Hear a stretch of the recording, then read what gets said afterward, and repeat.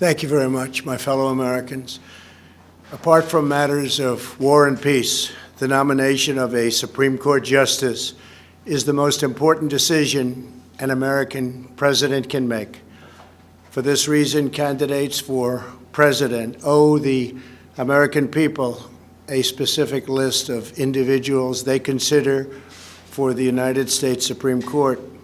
4 years ago, I announced my first list of highly qualified candidates and promised to fill Justice Scalia's vacant seat from among those names. And just days after my inauguration, I kept that promise when I nominated Judge Neil Gorsuch, and as you know, he has been very spectacular.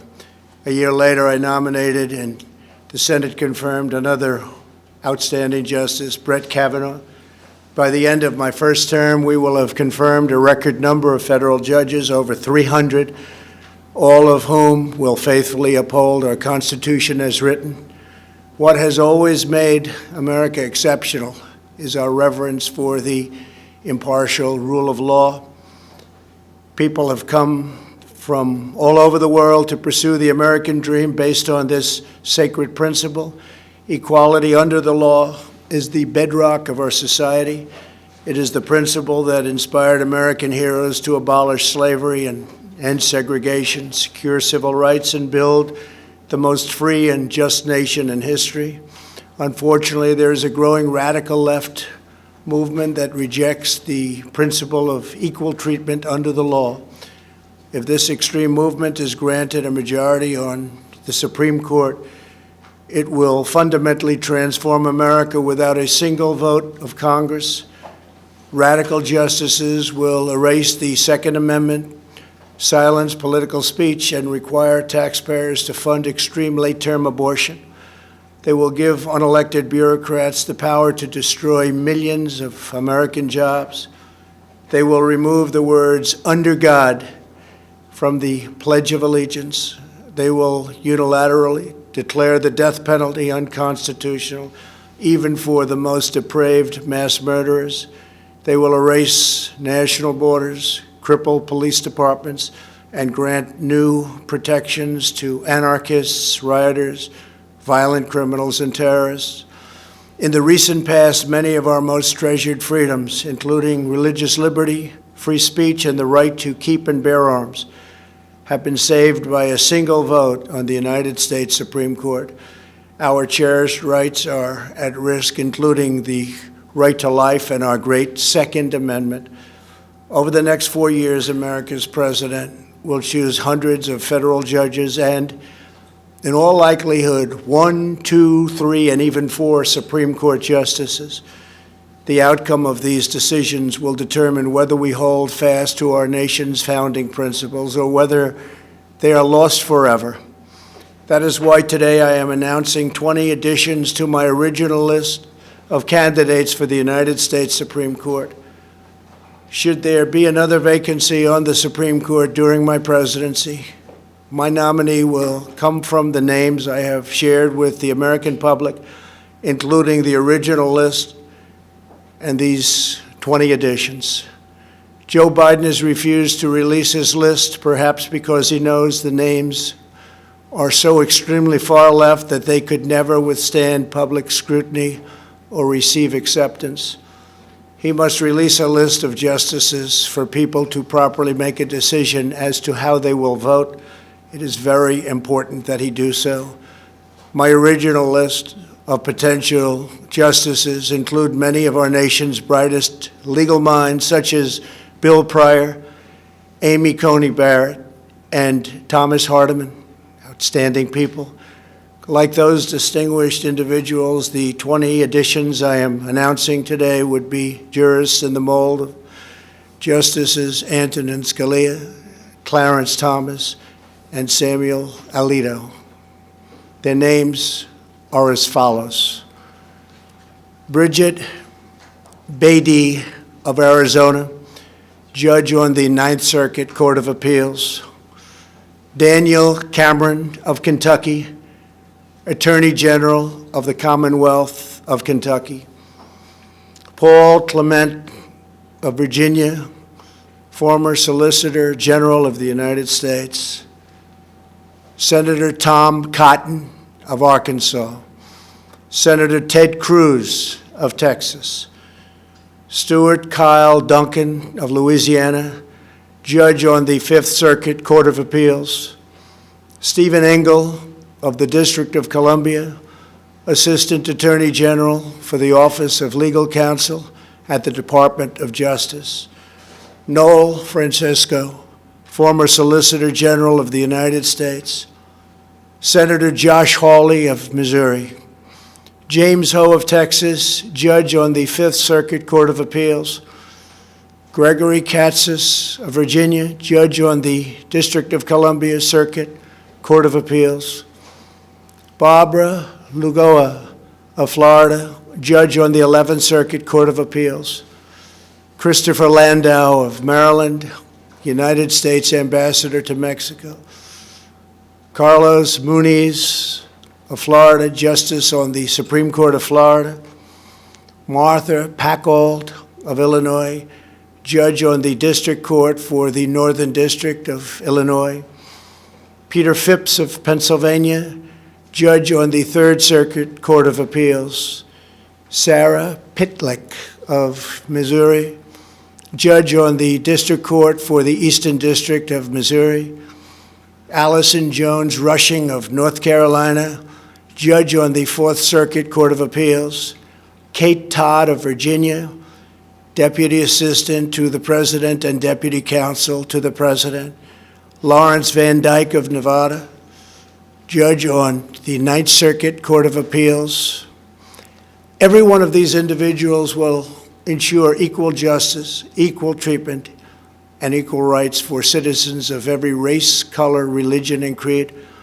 Together we will defend our righteous heritage and preserve our magnificent American way of life. Thank you. God bless America. Thank you very much. Thank you. Does anybody have any questions on the judges? Please. Anybody on the judges? Excuse me.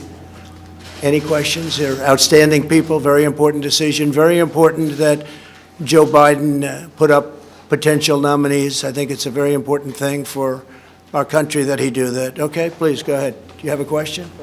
Question? Have you spoken to these Mr. candidates? President, can you address the concerns from the Woodward book in regards to whether did you mislead the public by saying that you downplayed the coronavirus and that you repeatedly did that in order to reduce panic? Did you mislead the public? Well, I think if you said in order to reduce panic, perhaps that's so. The fact is I'm a cheerleader for this country. I love our country. And I don't want people to be frightened. I don't want to create panic, as you say. And certainly I'm not going to drive this country or the world into a frenzy. We want to show confidence. We want to show strength. We want to show strength as a nation. And that's what I've done. And we've done very well. We've done well from any standard. You look at our numbers compared to other countries, other parts of the world.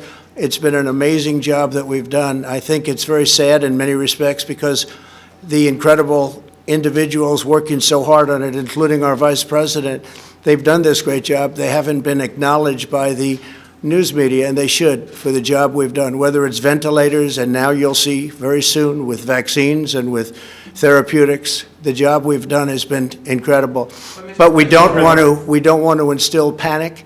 We don't want to jump up and down and start shouting that we have a problem that is a tremendous problem, scare everybody. And I'll tell you the other thing, we immediately started buying all over the world. We started buying masks and gowns and everything else, and we don't want to cause pricing to go up to a level that becomes almost unaffordable. So, yeah, in that sense, I agree with it. Yeah, please. How do you reassure the American public going forward that they can trust what you're saying? Well, I think that's really a big part of trust. We have to have leadership. We have to show leadership. And the last thing you want to do is create a panic in the country. This was a horrible thing. It was sent to us by China. Should not have happened, should never have happened. This is a disgusting, terrible situation that was foisted upon us. And we have to show We just don't want to use, the best word is panic. We don't want to have to show panic. We're not going to show panic. And that's exactly what I did. And I was very open, whether it's to Woodward or anybody else. It's just another political hit job. But whether it was Woodward or anybody else, you cannot show a sense of panic, or you're going to have bigger problems than you ever had before. Please. Respectfully, sir, your comments amounted to more than trying to reduce panic. So on February 7th, you told Woodward it's more deadly than your strenuous flu. Go ahead, please. Mr. President, don't you think if you were more forthright with the American people, more lives could have been saved? Do you take responsibility at all for some of the 200,000 deaths that we've had? So I think if we didn't do what we did, we would have had millions of people die. We closed up our country. We closed it up very, very quickly, very effectively. We did a job. We learned about this horrible disease, along with the rest of the world, which had to learn about it. And then we opened it up, and now we know the vulnerable. We know who it attacks, who it's so vicious against.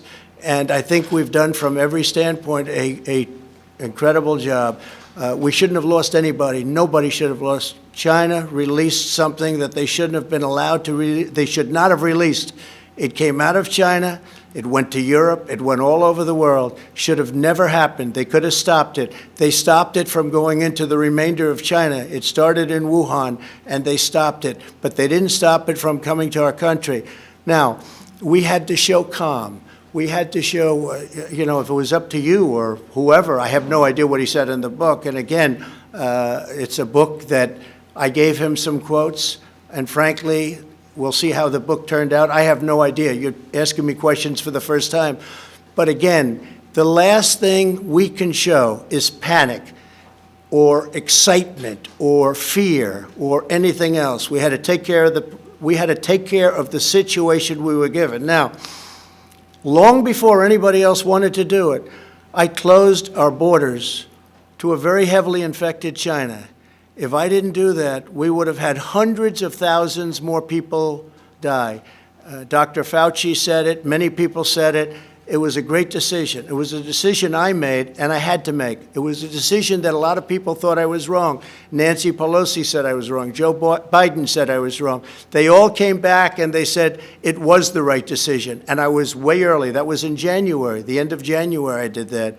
So that was a very good thing we did. Otherwise, we would have had hundreds of thousands more. But if we didn't close the country, we would have been talking about millions of people instead of the numbers that we have right now. You mentioned that you were trying to avoid price gouging, but you mentioned to Bob Woodward that you recognize that this virus spread through the air on February 7th. You didn't begin Project Airbridge until March. You didn't use the Defense Production Act until March. You didn't start ramping up ventilator production until March. You didn't really think it was going to be to the point where it was. All of a sudden, the world was infected. The entire world was infected. Everyone was scrambling around looking where to buy face masks and all of the other things. We've opened up factories. We've had tremendous success with face masks and with shields and with the ventilators. We're now supplying the rest of the world. We have all the ventilators we can use.